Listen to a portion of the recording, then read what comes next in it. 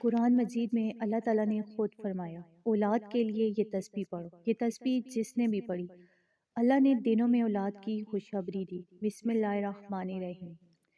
ناظرین، جو لوگ اولاد کی نعمت کے منتظر ہیں، خاص طور پر وہ بہنیں جن کے گھر میں ابھی تک اللہ کی طرف سے اولاد نہیں آئی، ان کے لیے ایک بہت ہی آسان اور مؤثر طریقہ یعنی یہ تسبیح موجود ہے، جسے ہر کوئی پڑھ سکتا ہے۔ اس کے لیے نہ وضو کی پابندی ضروری ہے، نہ کوئی خاص وقت، نہ کوئی پیچیدہ عمل، بس آپ کی زبان پاک ہونی چاہیے اور نیت صاف۔ چلتے پھرتے، بیٹھے، کھڑے یا لیٹے یہ تسبیح دل سے پڑھیں۔ اللہ پاک اسے سنتے ہیں اور بندے کی نیت دیکھ کر اس پر اپنی رحمت نازل فرماتے ہیں۔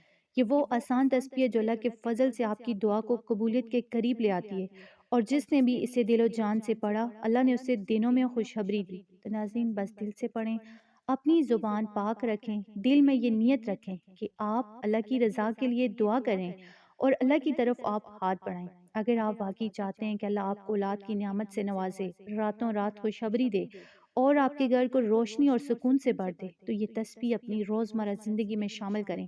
بس دھیان رکھیں، ہر لفظ میں اخلاص اور محبت ہونی چاہیے اور اللہ کے حضور عاجزی کے ساتھ دعا کی جائے۔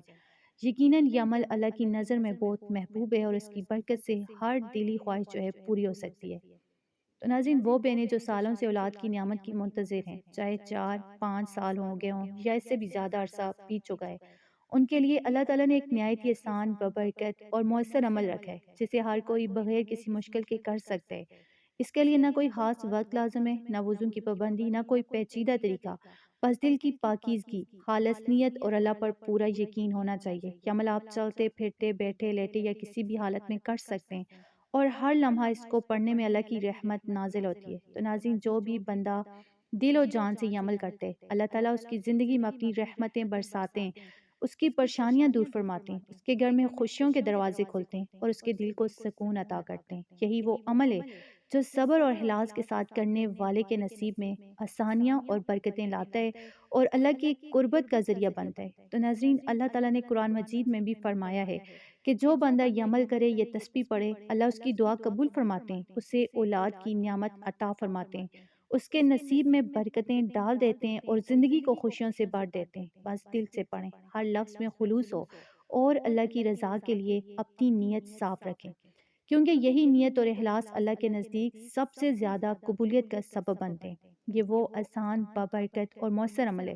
جو ہر صابر اور خالص نیت والے بندے کے لیے اللہ کی رحمت کا ذریعہ بن سکتا ہے اور اس کی زندگی میں خوشیوں، سکون اور اولاد کی نعمت کے دروازے کھول سکتا ہے۔ حضرت نوح علیہ السلام کی قوم لمبے عرصے تک آپ علیہ السلام کو جھٹلاتی رہی، تو اللہ تعالیٰ نے ان سے بارش روک دی اور 40 سال تک ان کی عورتوں کو بانجھ کر دیا، ان کے مال ہلاک ہو گئے اور جانور مر گئے۔ جب ان کا یہ حال ہوا تو حضرت نوح علیہ السلام نے ان سے فرمایا کہ لوگو، تم اپنے رب عز و جل کے ساتھ کفر و شرک کرنے پر اس سے معافی مانگو اور اللہ تعالیٰ پر ایمان لا کر اس سے مغفرت طلب کرو، تاکہ اللہ تعالیٰ تم پر اپنی رحمتوں کے دروازے کھول دے، کیونکہ اللہ تعالیٰ کی اطاعت اور عبادت میں مشغول ہونا خیر و برکت اور وسعت رزق کا سبب ہوتا ہے، اور کفر سے بھی دنیا جو ہے برباد ہو جاتی ہے۔ بے شک اللہ تعالیٰ اس سے بڑا معاف فرمانے والا ہے جو سچے دل سے اس کی بارگاہ میں رجوع کرے۔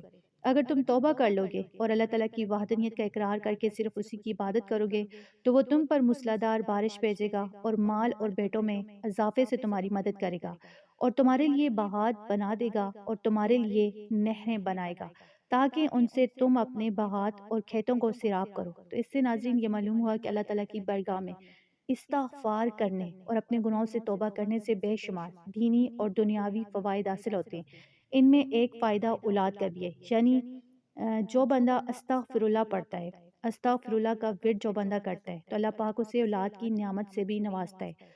تو جو بندہ یا بندی جو بے اولاد بہن بھائی ہیں، وہ چلتے پھرتے وضو بے وضو یہ تسبیح استغفر اللہ جو ہے چھوٹی سی آسان سی تسبیح ہے، عاجزی کے ساتھ پڑھیں، اس کا ورد اپنی زبان پر جاری رکھیں، انشاءاللہ دنوں میں اللہ خوشخبری دے گا۔